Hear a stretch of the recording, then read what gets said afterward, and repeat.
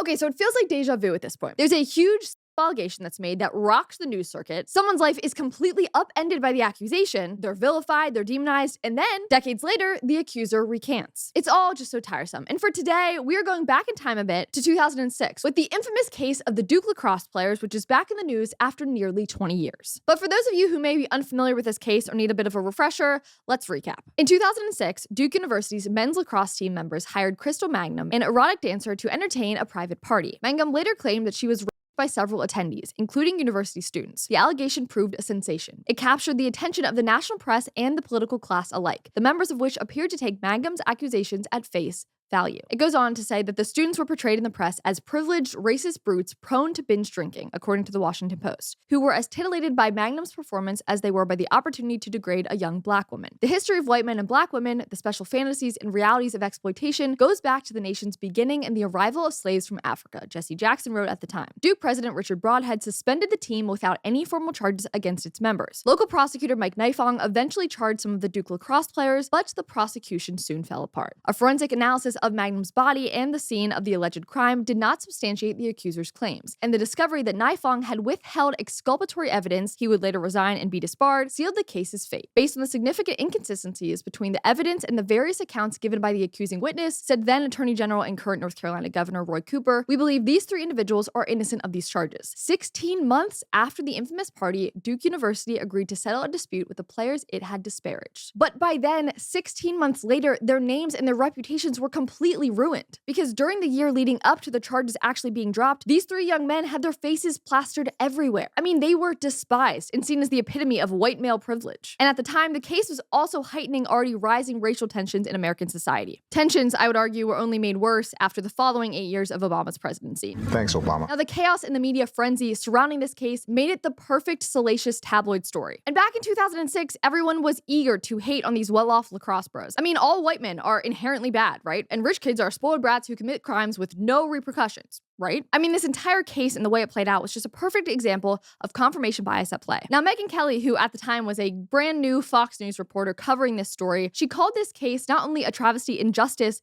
but a travesty in journalism, because nearly everyone at the time was not reporting this case honestly. And even the mere thought of listening to the boys or waving a yellow flag and saying, hey guys, maybe we should stop and look at this case and look at all the evidence or lack thereof, you would be made out to be a woman hater or a racist sympathizer. Now, one person who saw through all of that and was still willing to ask these questions was a young Duke student who was also a writer for the school's paper named Stephen Miller. Now, he was one of the very few people willing to stop long enough to actually ask questions and dare to examine the authenticity and legitimacy of the claims made against the men. And so here's a montage of Stephen Miller at the time going on news outlets to potentially defend the boys or at least ask questions about the case that, again, as you'll see from this footage, no one else wanted to do. Why haven't they spoken out against other players? But no one said, wait, hold on a moment. What if they're innocent? What if they didn't do anything wrong? And we are out of time, but I will say that these things don't happen in a vacuum. I understand your point, but it's also freedom of speech. People have a right, just like you're expressing your opinion. They do, but it was opinions. prosecuted as a witch hunt from the beginning. People presumed their guilt, and in America,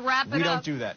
Gotta wrap it up. Can't talk about that. The only person in this whole case that has any real significant evidence of wrongdoing against them is one district attorney by the name of Mike Nifong. Well, that's the truth. Remember, he was the guy who was disbarred. You could have had a situation So where Stephen they was might have right. said, all right, look, we rushed to judgment. We thought something happened. It looks like absolutely nothing happened now. We made a mistake. We shouldn't have done it. But instead, they're standing by their original statement, which speaks to the fact that for them, this was never about what happened to this particular woman according to her testimony, nor was it ever about these players. It was always for them about their political agenda. Politics, baby, that's why. Man, I really wish that I could make a phone call to young Stephen Miller there and tell him to just hold out and that you're right and that the truth is coming.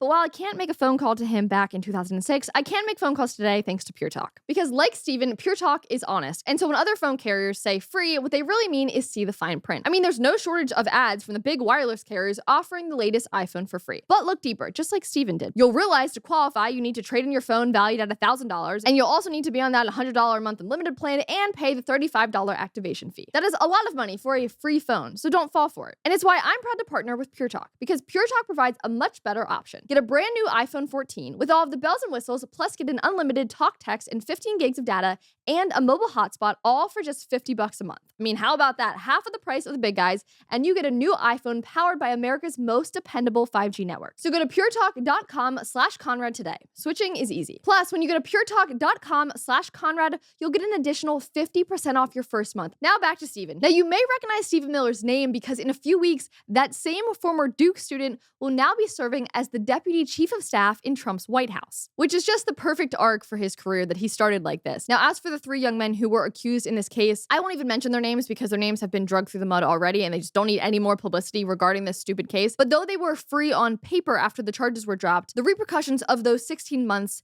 have lasted a lifetime, both for themselves, their families, their colleagues, all of that. And in the court of public opinion, those who were so quick to assume their guilt were much slower to actually clear their names once the charges had been dropped, which you gotta love journalists. So in many ways, their names were really never cleared in the court of public opinion. That is until this week, when their accuser, after nearly 20 years, came out and said that she lied about the entire thing. Now, this revelation came out during a podcast interview that she filmed while in prison. Because while those fine young men tried to piece their lives back together for the next coming decades, Crystal, in 2013, murdered her boyfriend and has been in prison ever since. The twists just keep on coming. Now, here is Crystal herself breaking the news. I testified falsely against them by saying that they raped me when they didn't. And that was wrong. Yep. And illegal.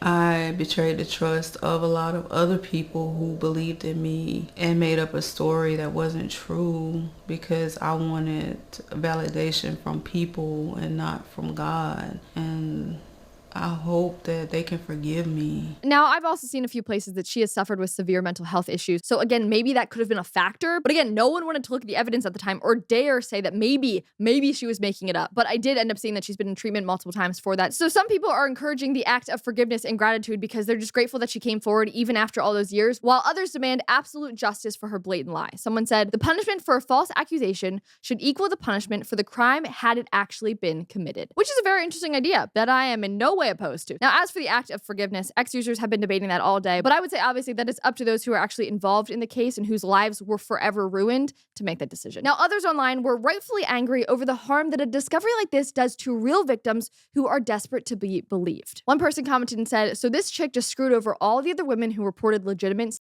assaults. Someone else said, Amber Heard killed the Me Too movement. This one pulverized it. Another person wrote, believe all women has always irked me, as if women are born with truth-telling certificates around their neck. I'm a woman with 2 young daughters, but I have encountered many women in my life who have no problem lying left and right. Exactly. And this is just another example of why the believe all women idea is so dangerous. I mean, listen to all women? Yes. Hear them out, hear what they have to say, of course. But believe them blindly without due process? Absolutely not. Now, The Spectator did a recent piece about this after the truth has fully been unveiled, and they said, the Duke Lacrosse case should have been a warning about Me Too. Instead, for many, it only deepened the desire to put men in the guillotine. And in this article, they wrote, feminists and civil rights grifters squeezed all of the juice they could out of the Duke Lacrosse case and marched right on to the next outrage with zero regard for the damage they caused. They rushed headlong into the retracted 2014 University of Virginia rape accusation in the Rolling Stone, and a decade after Duke, every Me Too accusation they could get their hands on. As Me Too fervor took over, legitimate claims quickly gave way to cries to believe all women, and raised pitchforks against men who so much as looked at a woman the wrong way. Duke should have served as a warning to avoid rushing to judgment when lives hang in the balance. Instead, for many, it only deepened the desire to put men in the guillotine. So while grifters and journalists alike didn't learn their lesson after this case fell apart in 2007, I at least hope that the news this week that confirmed the truth directly out of the mouth of the accuser will finally teach the media a lesson about the responsibility and the power they wield. And hopefully, in the future,